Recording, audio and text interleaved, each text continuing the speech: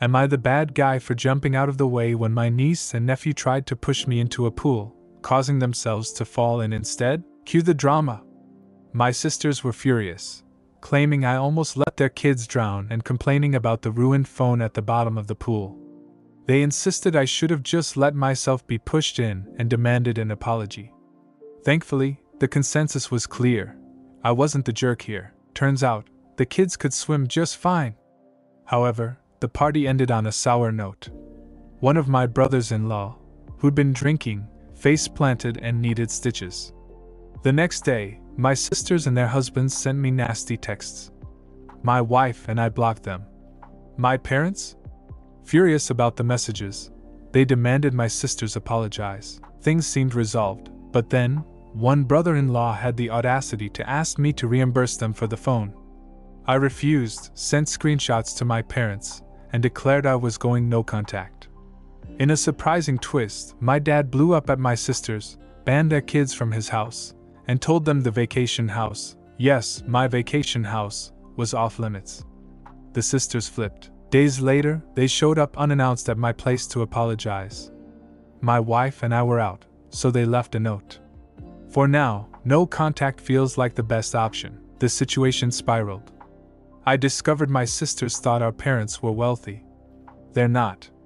My eldest sister has been renting out my vacation home for 3 years behind my back, pocketing the money.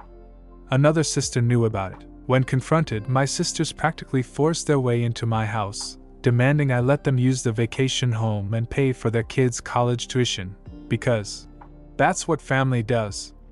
Furious, I called them out, and they stormed out. I've had enough.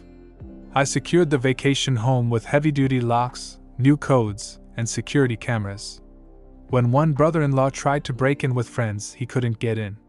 He threatened me over the phone.